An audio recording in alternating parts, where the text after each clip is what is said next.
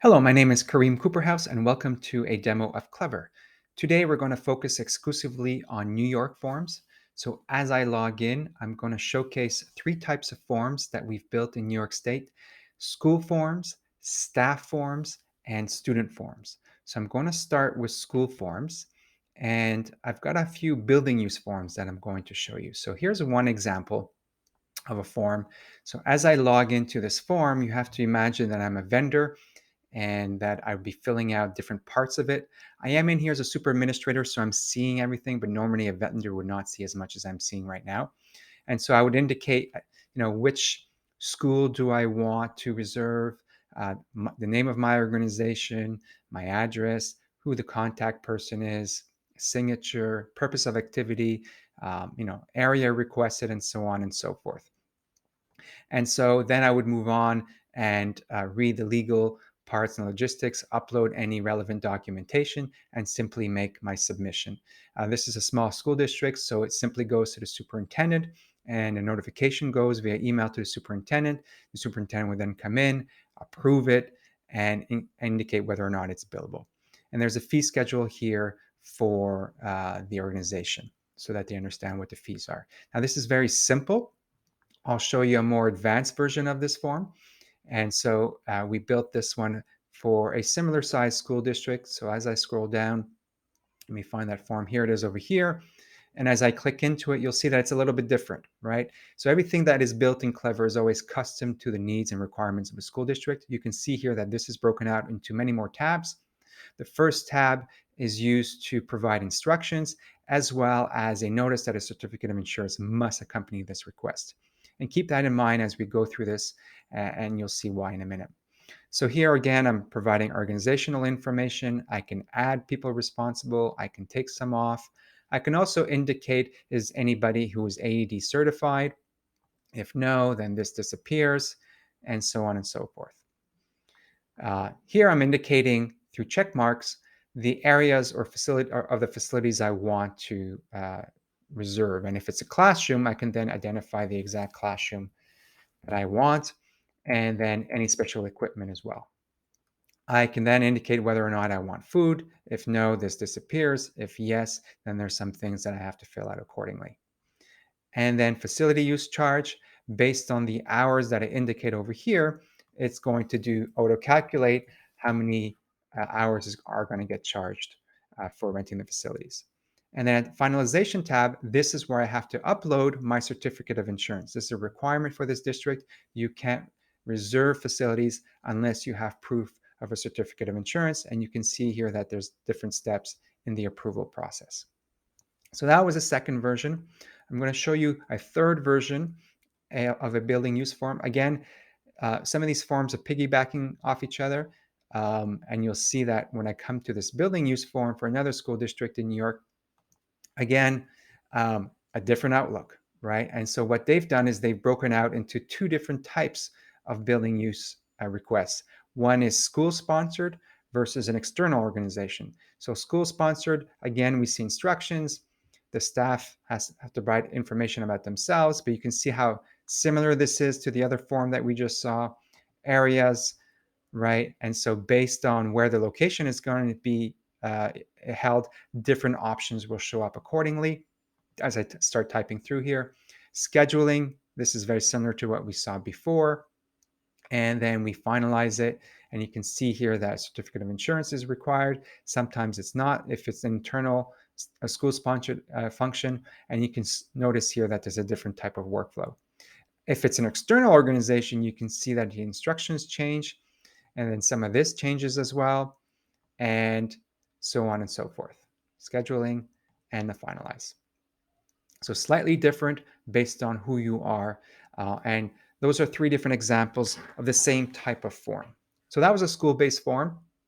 Let's start looking at some staff forms. So I have two leave of absence forms I want to share with you, and they're both called leave of absence. So let's click on the first one over here. And you can see here that I have to indicate what school I'm at, the school year, a day of the week. If I want to add a third day, I can do that over here. Is it part of the day or a full day that I'm requesting an absence?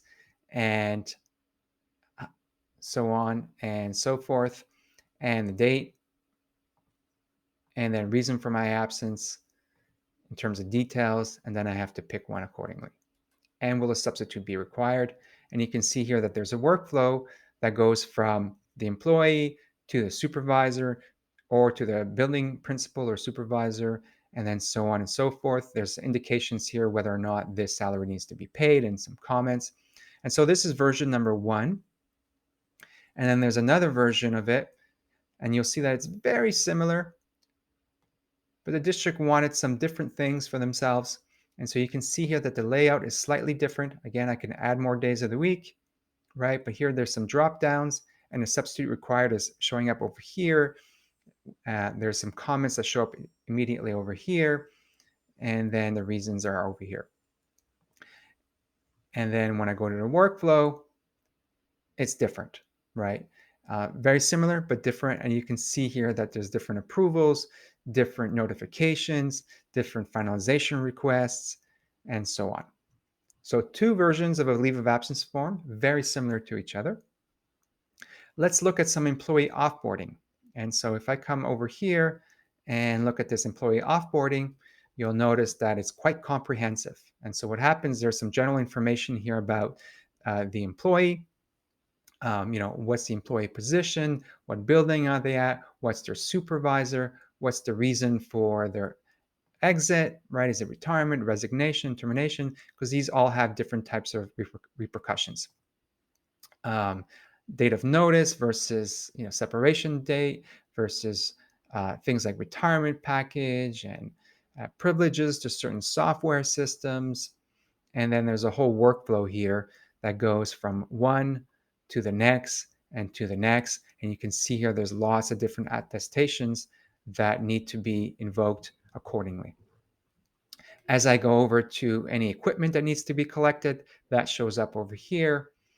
Final steps for HR, different notifications, different deactivations for different systems. And again, different people have to sign off accordingly. And then finally, what has actually been disabled. And you can see here there's a lot of opportunities to add different systems based on the requirements.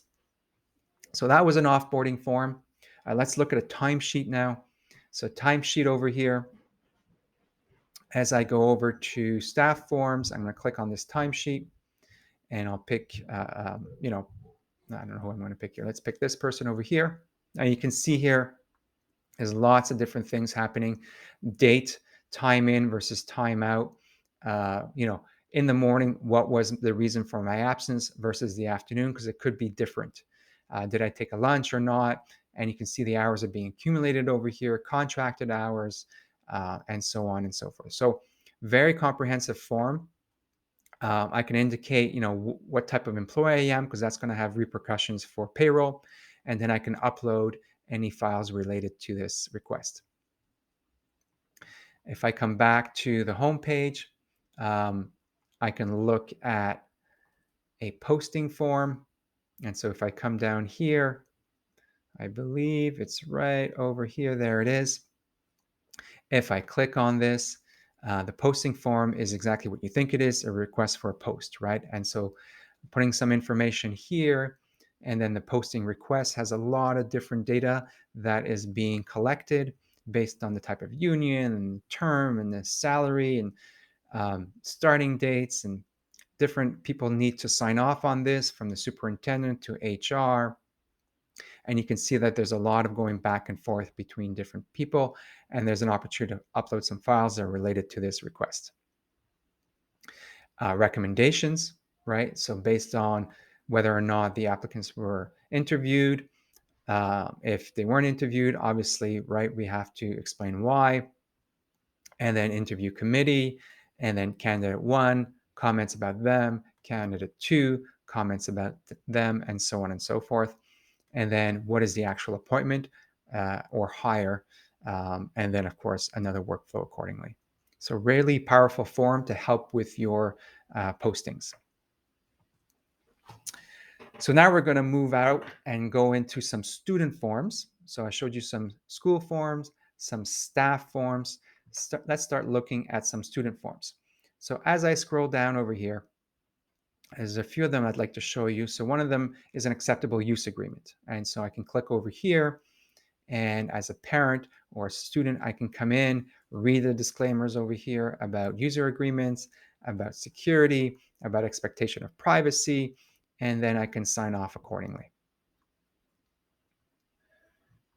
And then if I go back, I can look at different forms such as a Chromebook user agreements. So I have one over here. There it is. And if I click on it, again, very similar to what we saw before, user agreements, sign in versus sign out, right? The return.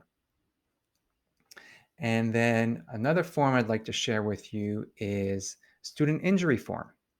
And so if I scroll down over here, there should be one. There it is.